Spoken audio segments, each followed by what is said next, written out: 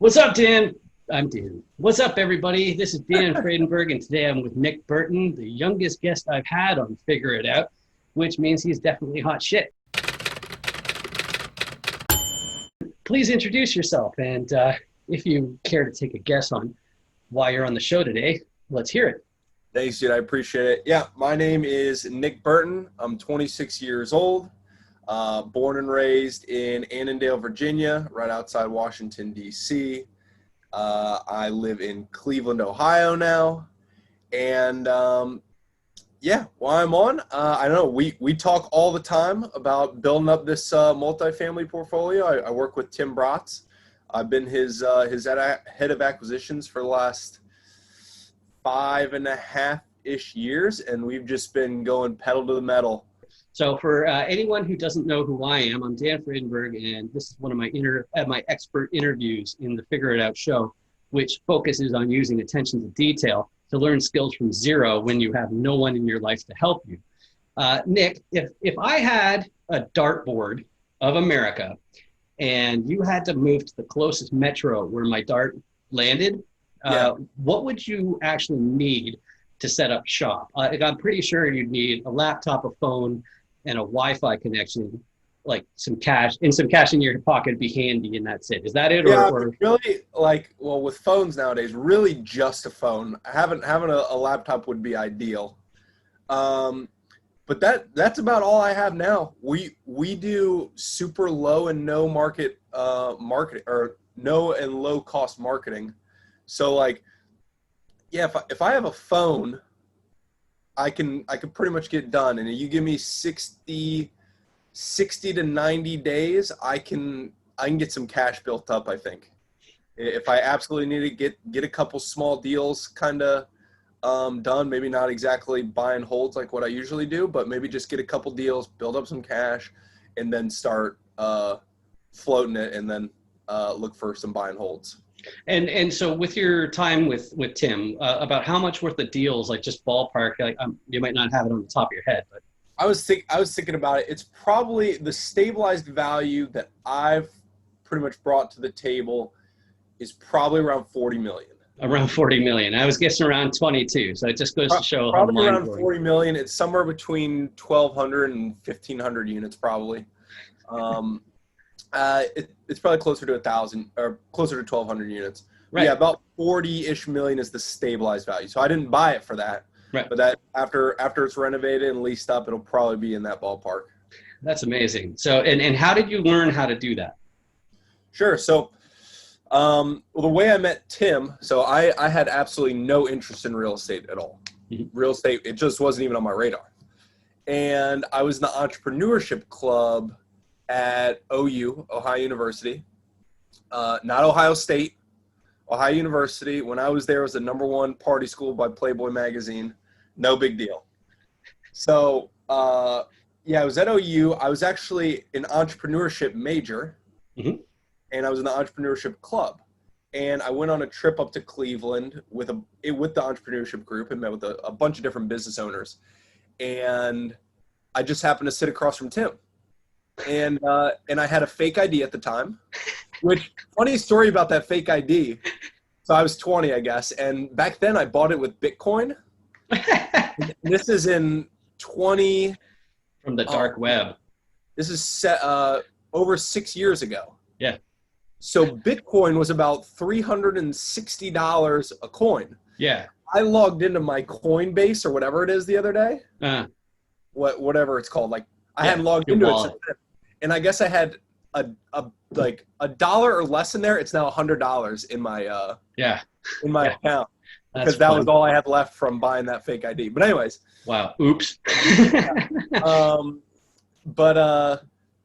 Yeah. So I sat across from Tim, and the next day I sent him an email. I was like, let me just get an internship. Tim really wasn't into multifamily. He was kind of just wholesaling and flipping at the time, and I was just like, let me get an internship. I'll pick up dog crap, wash your car, whatever it is.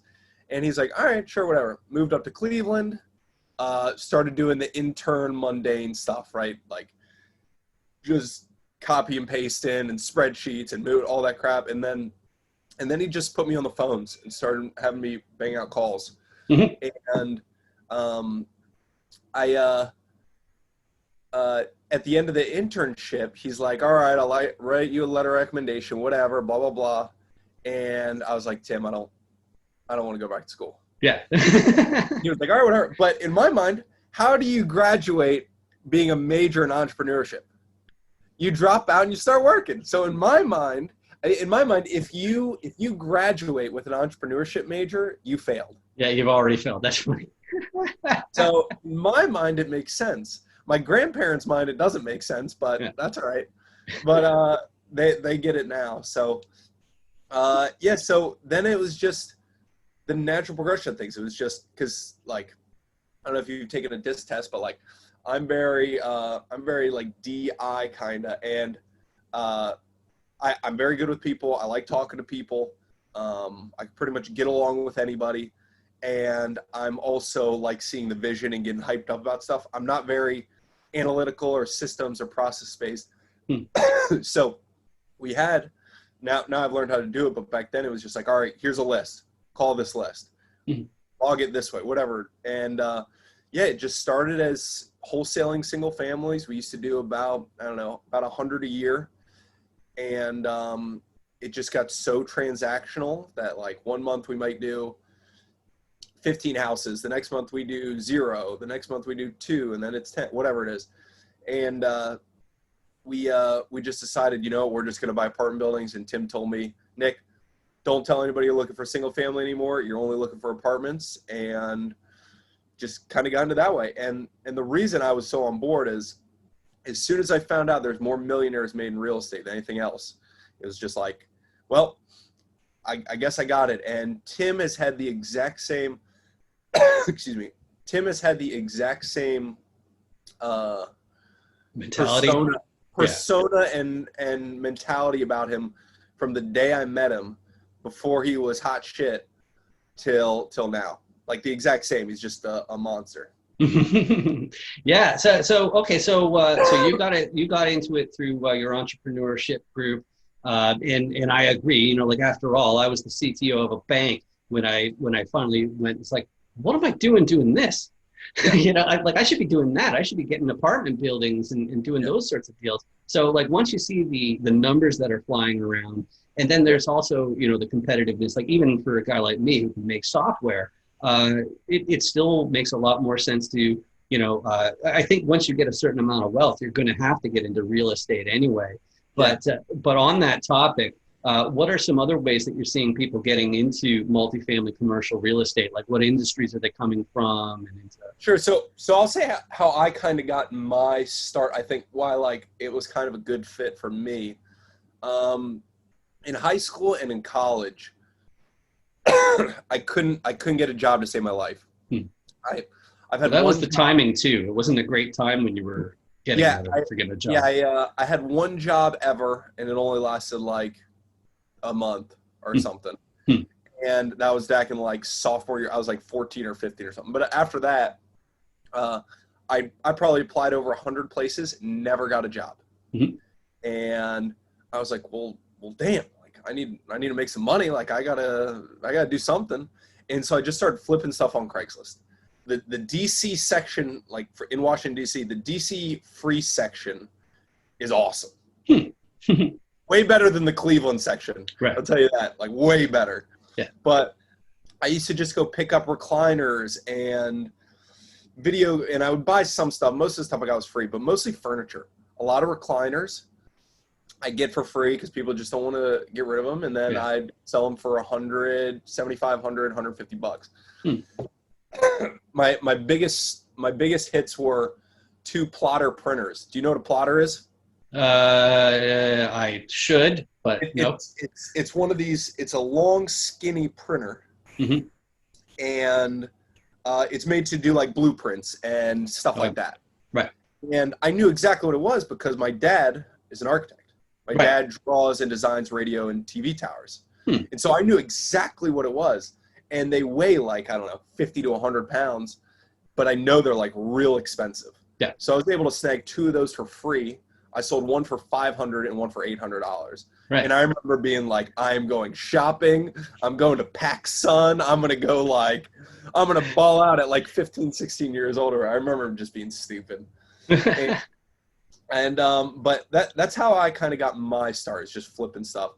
Other than that, a lot e-com guys are trying to get into it. And the e-com guys,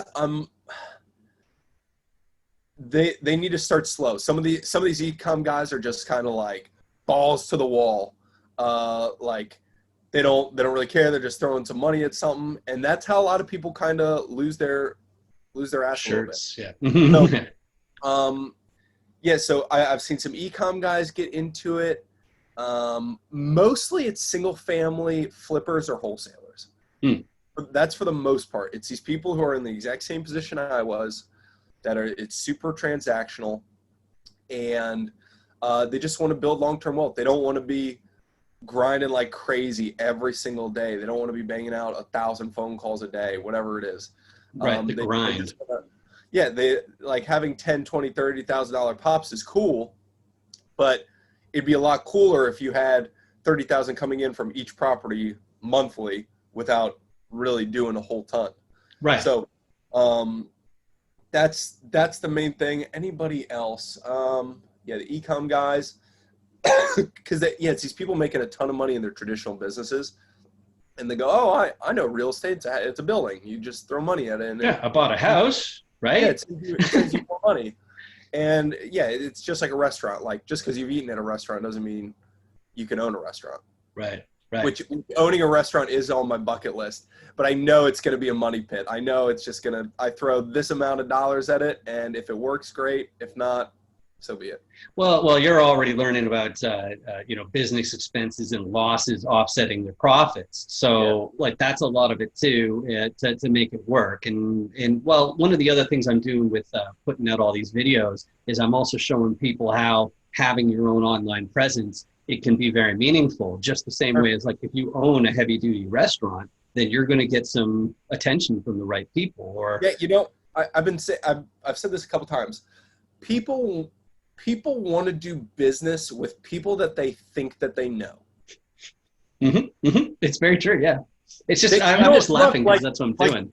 Tony Robbins, right? Yeah. Like, I would love to do deals with Tony. I don't know Tony Robbins. I don't know nothing about him. I think that I know him. But I don't know him. I don't know Tony Robbins. I don't know Odell Beckham for the Browns. Like, I don't know any of these people. But just because they're out there and you think that you know them. So because you think that you know them, you trust them and you want to do deals with them or business with them or whatever. So I 100% agree. Just putting yourself out there, building up a little bit of a name, because people just think that they know you. And then they'll actually do business with you as opposed to humming and hawing, right? Yeah, right. Posted to some random guy off of Craigslist. Like, I don't know what this guy's name is. I don't know where he's from. I don't know anything. People think that they know you if you're out there a little bit. Right. And so you already said that you were head of acquisitions, and just so that I parse that out a little bit more for anybody who's not really in real estate, that just basically means you find the deals, right? And but you wear at least two hats at these days at the office. One is the head of acquisitions, and the other one is running the group calls. And we got a lot of people who don't know enough about real estate, as I said. So as simply as you can, like what does a head of acquisitions do on a day-to-day basis? Sure. So to sum it up, and then I'll dive into it a little bit more. I find the deal and I close the deal. So my job is to source the leads, turn the lead into a deal, and actually get it to close. Once we close, I'm kind of done with it. Mm-hmm. And who's the next person in line after that? Like what's their role? The next person would be so once we get like halfway through the acquisitions part, when we're getting closer to close, then I start looping in Fatty Bomitri and Tim Bratz, who they're going to be starting raising the money for the deal. And I loop in Chris Litzer, our mortgage broker, who gets the loan and all that kind of stuff. Once we close, then it goes over to Matt Carlin, our COO, kind of leads that up. Matt Carlin, he will do, he'll work with the management companies, with the contractors and all that kind of stuff to make sure that the whole value add phase is like super detailed, laid out, and exactly what we're going to do to get this up to stabilize, and then refinance, and then long-term vision. So we have like our Monday board, which is like a podio, but our Monday board is like 10 years long. Like it shows the full life of the deal.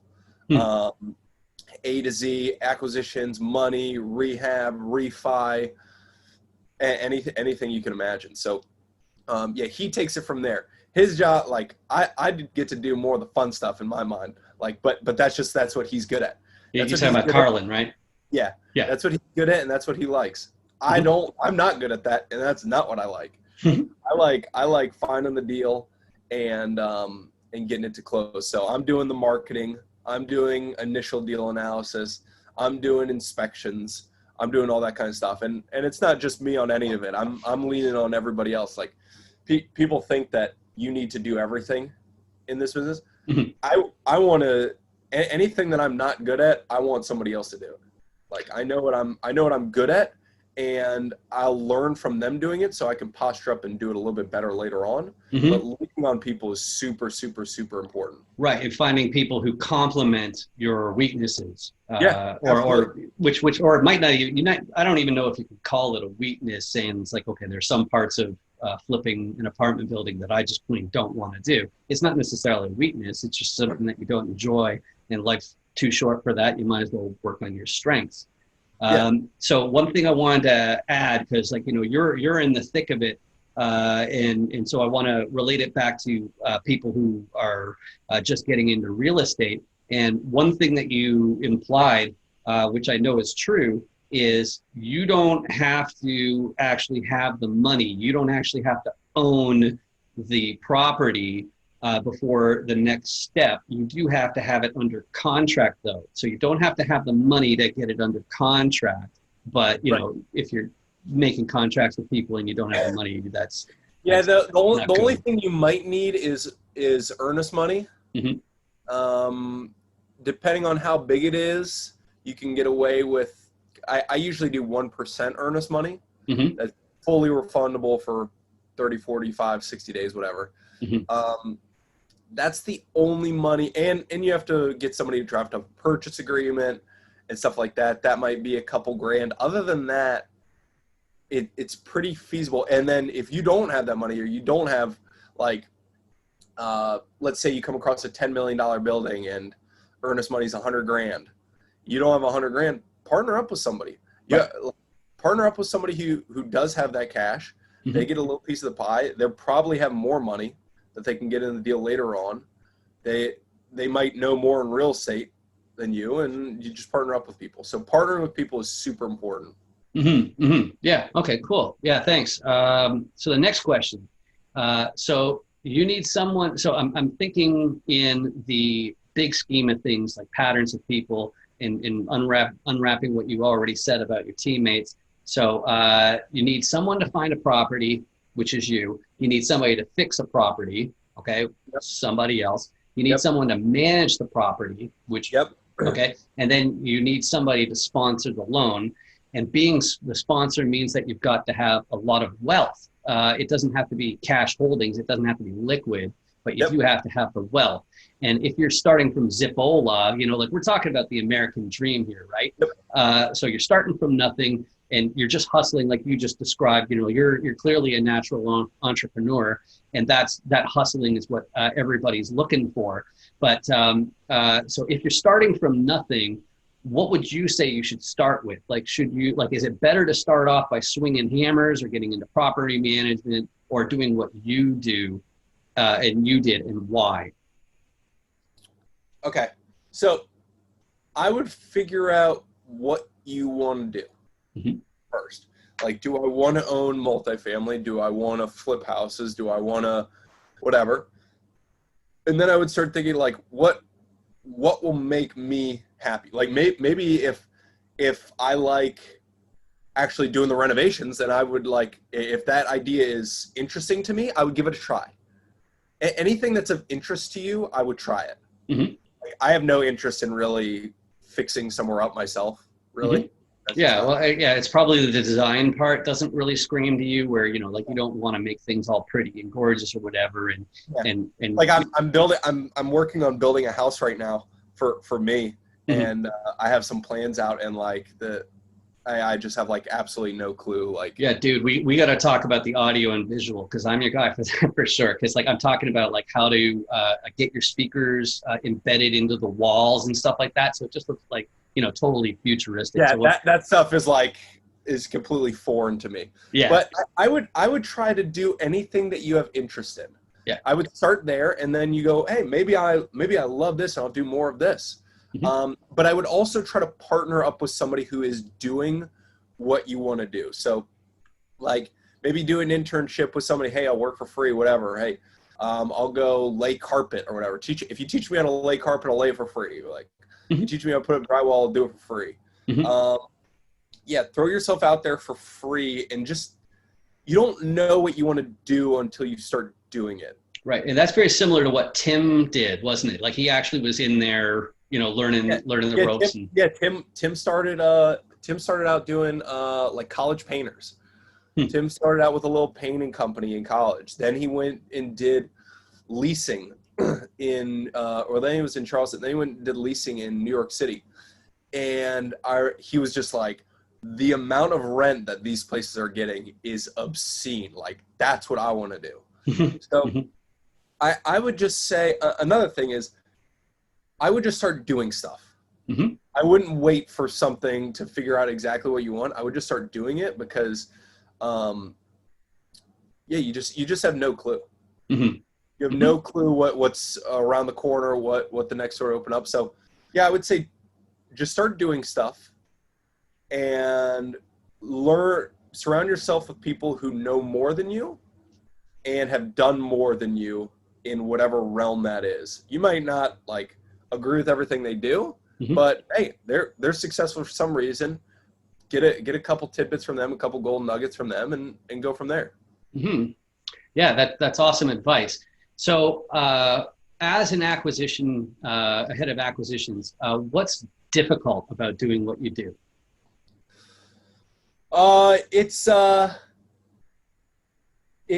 It can be hard to stay positive sometimes. I think that's one of my best attributes, is I'm just like, I'm pretty much always in a good mood, always positive. I don't really get, I'm always motivated.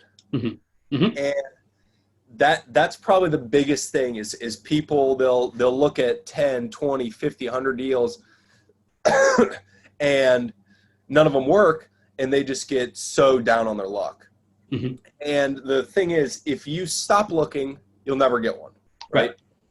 It's just like, I first heard that in single family. It's like, if you look at 99 houses and you look at 99 houses and you don't get 99 deals and you quit, that 100th deal could have been that one. And in a multifamily, it means even more, because in single family, that next deal would have got you 10, 20, 50, 100 grand, whatever. Multifamily is, you buy it once, it pays you forever. Right. So it's like, it's really worth it to just keep going for that deal. And like now I kind of have, this is kind of a double-edged sword here. Like Tim, our criteria has gotten much more strict over the last couple of years because we've built up so much.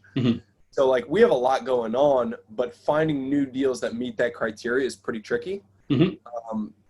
But I just don't need to buy anything. Yeah, right. And one thing I do, I have there was a point where I did have to buy stuff. Oh yeah. And we had to build the balance sheet up. Maybe it wasn't home run deals, it was singles, doubles, triples, whatever. And so just don't get discouraged. That's the biggest thing. If that's what you want to do, you got to do it. It's not, there's no quit. So yeah, nobody's going to do it for you. And if they do, they're not going to do it for free, and they might not even include you. Right. So you've already gone through some of the things that I wanted to ask about the personality traits that are involved in what you do. And of course, there are other roles in real estate deals. If you, the listener, are listening to this and going like, hey, what Nick just described, that's definitely not me. There are other roles, but for the acquisitions, head of acquisitions, would you say there are any personality traits that are they're just either going to have to go, like you're going to have to develop and get rid of those traits, or it's just basically a total non-starter? Are there any personality traits where you think you got to force yourself to be on the phone? That's the biggest one. Mm-hmm. Number one is I still don't really like being on the phone. Mm-hmm. But I'm pretty good at it now. Well, yeah, but the main thing, I'm sure you don't mind being on the phone. That's the way to put it. Because like I did phone support. I used to hate it. Yeah, I used to hate it when I was doing phone support. People yelling all the time. It's terrible. So that's the one thing, is you will get more deals done if you're willing to pick up the phone. Mm-hmm. A lot of people just won't pick up the phone. Mm-hmm. That's one. You have to be willing to, you got to take a lot more no's than you're going to take yeses.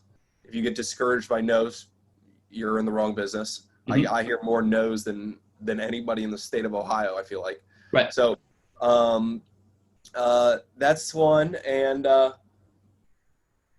this is one, you got to just be nice to people. You gotta try to be as nice as possible. And I feel like I'm very blunt a lot of times, especially in my emails. Like I just say like, no, yes, whatever. And sometimes that comes off a little. I'm like, listen, I just got so much stuff to do. Yeah.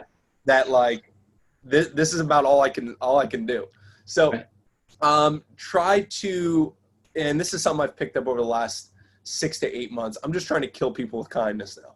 Yeah. Like, just be overwhelmingly nice and care about what people have going on.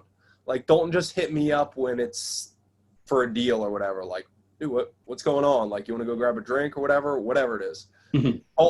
Call people on their birthday, or like if it's somebody that's like doing a lot of stuff, call them on their birthday. Mm-hmm. That's a big one. Shoot them a personal text.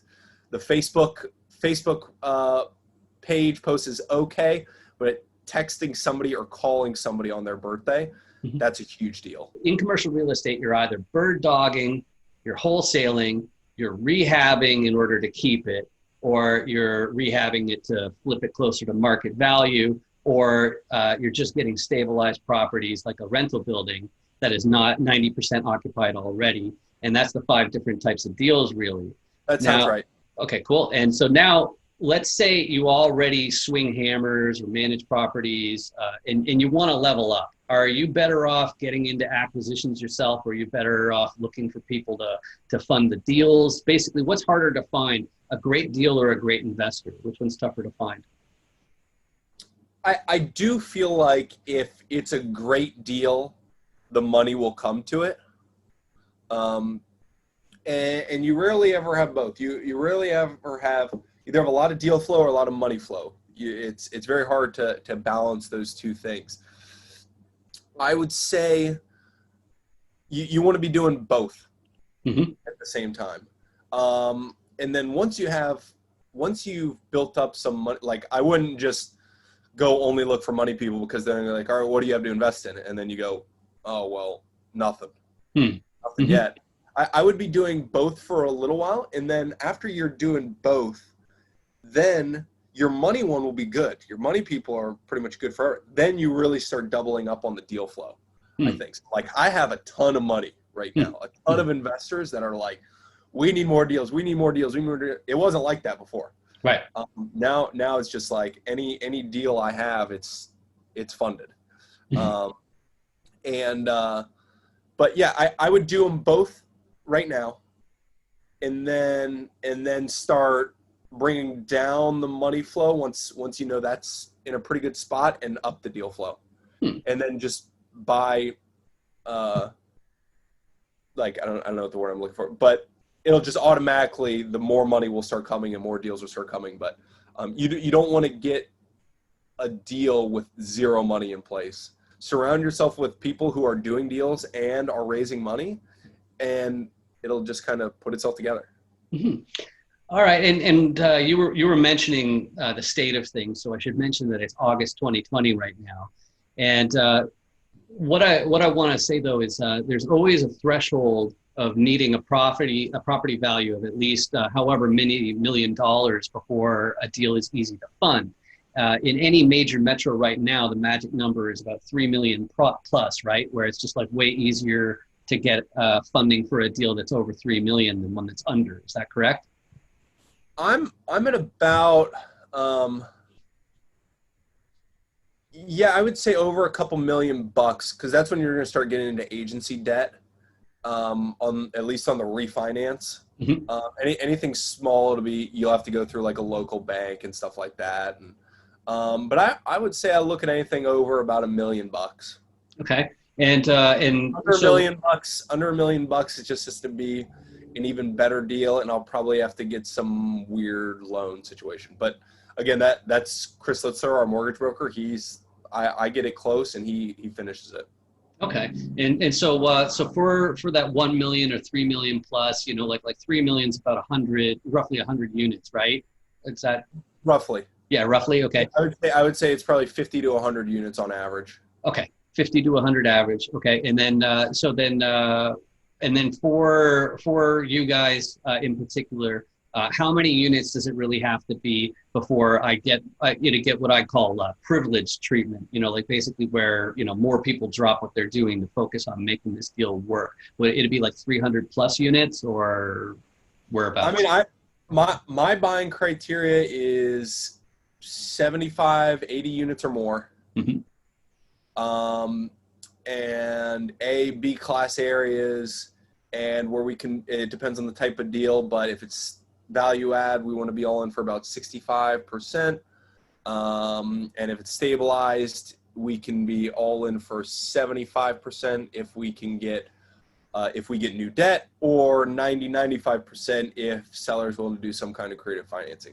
So I don't know, like if you bring me a 100 unit deal that's a smoking deal, I'll drop what I'm doing. Mm-hmm. So there's level, like once you get over a couple hundred units like that, you're starting to deal with like some different players, I think. Right. Yeah, in the like 0 to 250, 300 is when, or let's say 50 to 300. It's when you're bigger than the small guys, smaller than the big guys. Mm-hmm. So when you get bigger than that, that's when you start getting into some kind of institutional money. Yeah, the mutual funds or. Yeah, you get in New York City and stuff like that, and these people that just have to throw money at something just to get any type of return because it's sitting in a bank account. Yeah, it'll disappear. It's not really a good investment. Well, yeah, but it all comes back to deal flow, right? Yeah, it's you know, you got to have some place to put it. All right, and just to keep it simple, let's have this as a quick end-off question. All right, if anyone out there is looking to get into real estate themselves, I know we've discussed a few things about it. Like, what advice do you have to them, you know, other than just stick with it? Yeah, I mean, stick with it is the biggest one. I would definitely, networking is going to make you more money than any marketing. Okay. And be a social butterfly, just get to know everybody, be on the tip of everybody's tongue. And like my marketing isn't necessarily like my marketing is networking to me. Mm-hmm. Mm-hmm. That's how I kind of see it. I want everybody to know what I'm doing, what I'm looking for all the time, because the key to this business is staying top of mind. Mm-hmm. You want, like, if I sent you an email 6 months ago asking for telling you I buy real estate, and that was the one time I sent you an email, you know, and you come across an apartment building, you're not going to think about me. Mm-hmm. 6 months ago, you're going to think about the guy who's always like, oh man, this guy's looking for deals. This guy's looking for deals. This guy's looking for deals. So the key is staying top of mind, whether it's making calls to the kind of players in your area, or sending out emails, or sending out texts, or going to RIA meetings, or what are they called? Group up? Meetup groups, or whatever it is. Doing all that stuff is very key, and learn from people who have made the mistakes. There's pay a little bit to you're going to save so much more money by getting a mentor than if you just try to do it on your own. You want to eliminate that learning curve, make the mistakes faster, make them less costly, and get to that end goal quicker. Like Tim is my mentor. Mark Evans is Tim's mentor, like main one. And like, I don't know, like I'm only 26. I know I'm making my way there. But I want to get somebody to mentor eventually. So I feel like I owe it. Like I have to do it. Paying it forward, huh? I feel like I have to. So Tim, yeah, and then the other big thing is just like, obviously if it's not working, you can, and you don't like each other, you can stop working with somebody. But I'm all about loyalty to whoever kind of put their neck out for you. And there's a lot of people in this business that once they learn what you know, they leave. Mm-hmm. Mm-hmm. There's strength in numbers in this, 100%. So, yeah, it all comes out in the wash. And you're just going to get a bad rep. Like, mm-hmm. Why would I come work for you if you're going to kind of betray somebody else? There's a lot of that going on, especially in the wholesaling and single family business. Yeah. Not as much in the multifamily stuff, but still, it's a smaller circle in this business than you think. Mm-hmm. People know each other, and if you get a bad rep, it's a bad rep. So. But that's part of the technique though too, which is getting people who don't want to be contacted and contacting them and getting the bug in the ear of saying like, hey, I'm buying, I've got access to money. You know, if you're selling, let me know. Yeah. Right. Yeah. So. It's about being personable though. It's not just, hey, are you interested in selling? No. Okay, bye. It's about trying to build up some relationships with some of these people. Like, come up with something that's just have a conversation with them, not even involving real estate. Don't be boring. Yeah, don't be boring. Right. Come up with some obscure thing to talk about, and they'll remember it. Right. Awesome. So basically, just to wrap up, you absolutely can. Like, there are lots of coaches up there. I know that last year there were some different coaches that got shut down by the SEC. And they were focusing on real estate. I just spent the last 7 years working for another real estate coach, and he's still plugging along. He's been doing it for like 13, 14 years, all the digital side. There's a lot of snake oil salesmen out there. There are a lot of people ripping people off. And on Figure It Out, I keep on talking about ethics and doing the right thing. And basically, I want to show that there is another way. There is a way where, we can all, like, we don't need to be cutting each other out of our deals. We can actually generate wealth for a bunch of people all at the same time and do good things for our tenants. Yep. There are enough deals for everybody. Right. Exactly. All right. So thanks for joining me today. And thank you, Nick Burton, for being here. Thank you, buddy. I appreciate it.